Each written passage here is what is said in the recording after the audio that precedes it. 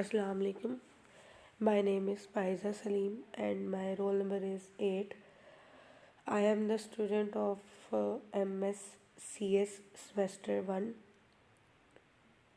जो मुझे website evaluate करने के लिए मिली थी वो थी newports.edu.pk, Newport institute of communication and economics university है, जिसकी वेबसाइट को मैंने एवेलुएट किया था।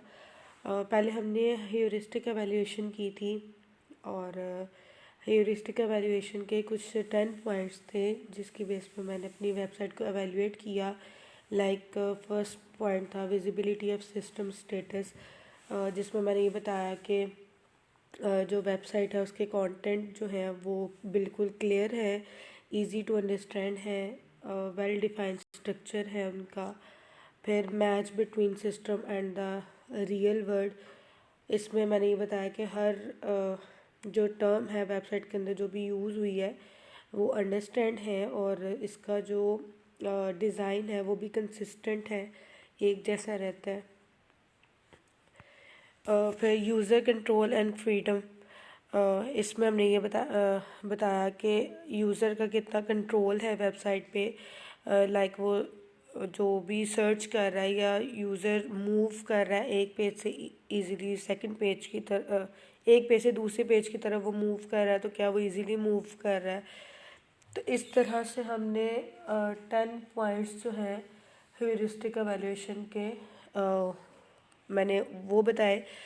ह्यूरिस्टिक एवेल्यूएशन करने के बाद मैंने वेबसाइट को रीडिज़ाइन किया। जो चेंजेस मुझे उसमें ह्यूरिस्टिक एवेल्यूएशन की बेस पे नज़र आई, तो उसमें पहला जो चेंज मुझे नज़र आया था वो था ये QEC एंड बूस्टैग वर्ड था जो कि ह्यूरिस्टिक एवेल्यूएशन के अंदर यूज़ हुआ था, वेबसाइट के अंदर यूज़ हुआ था। तो ये मुझे लगा कि ये दो वर्ड्स जो हैं ये यूज़र के लिए डिफ़िकल्ट हैं, इनको अंडरस्टैंड करना, इसको समझना जो है वो यूज़र के लिए काफ़ी टफ़ है।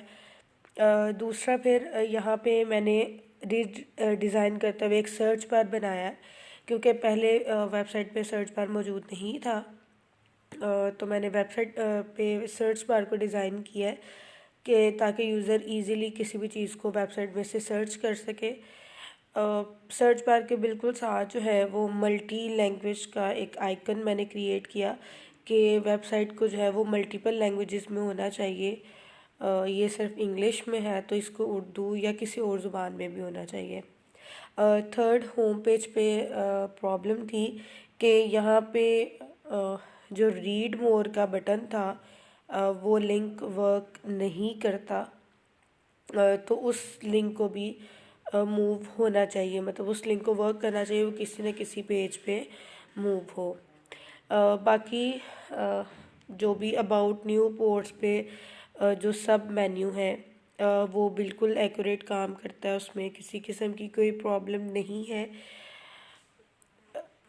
एकेडमिक्स में भी जो लिंक्स हैं, सब लिंक्स हैं, वो भी बिल्कुल एक्यूरेट काम करते हैं।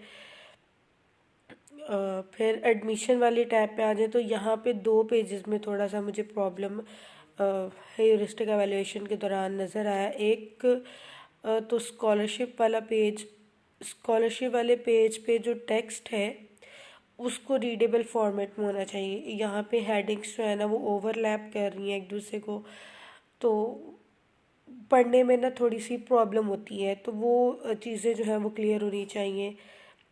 इसके अलावा जो फ़ी स्ट्रक्चर वाला जो पॉइंट था, फ़ी स्ट्रक्चर वाला जो पेज है वहाँ पे भी हेडिंग्स जो हैं वो बिल्कुल एक दूसरे के साथ लिखी गई हैं, तो उनमें भी थोड़ा एक गैप होना चाहिए था।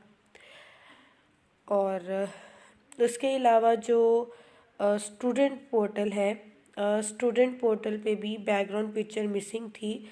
अगर मैं देखूँ फैकल्टी पोर्टल को तो इस पे भी बैकग्राउंड पिक्चर लगी हुई है। अगर एडमिशन पोर्टल की बात करें तो यहाँ पे भी जो है वो बैकग्राउंड पिक्चर लगाई गई है, लेकिन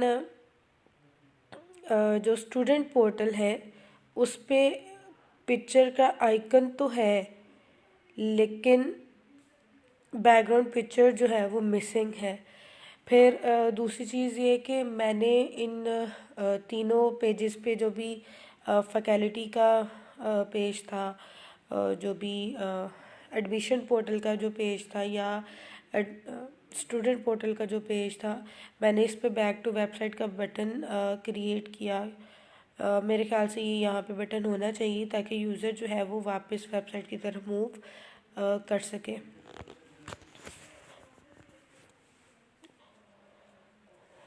मैंने मेरी वेबसाइट में बस ये थोड़ा बहुत प्रॉब्लम था ह्यूरिस्टिक एवेल्यूशन की बेस पे कि कुछ बैड पॉइंट्स थे जो कि वेबसाइट में से मैंने निकाले थे। मैंने अपनी इस वेबसाइट को एवेल्यूएट करवाया था। मेरी ओपोनेंट हैं शिज़ा मुनीर, रोल नंबर 27। तो उनका ये कहना था कि आपको, अगर आपने वेबसाइट को रीडिज़ाइन किया है तो आपने कहा कि QEC और बूस्टैक जो है वो यूज़र के लिए बड़े डिफ़िकल्ट वर्ड है। तो फिर आपको चाहिए था कि जब आपने वेबसाइट रीडिज़ाइन की थी तो आप इन दोनों वर्ड्स की जगह कोई ऑल्टरनेट वर्ड्स जो हैं वो सजेस्ट करती या लिखती कि भाई QEC वर्ड की जगह ये टर्म होनी चाहिए थी या बूस्टैक की जगह ये टर्म होनी चाहिए थी। और दूसरा जो उन्होंने एवेल्यूएशन के बाद मुझे पॉइंट बताया वो ये था कि स्टूडेंट पोर्टल पे अगर आपने कहा है कि बैकग्राउंड पिक्चर मिसिंग है तो देन आपको बैकग्राउंड पिक्चर वहाँ पे लगानी चाहिए थी। ये दो पॉइंट्स उन्होंने हाईलाइट किए थे और मैं एग्री भी करती हूँ इस चीज़ से कि वाकई ही जब मैंने वेबसाइट को रीडिज़ाइन किया था तो मुझे जस्ट हाईलाइट नहीं करना चाहिए था उन दो तीन पॉइंट्स को, बल्कि मुझे उनके ऑल्टरनेट जो वर्ड्स थे या ऑल्टरनेट जो सॉल्यूशन थे उनके बारे में भी बताना चाहिए था।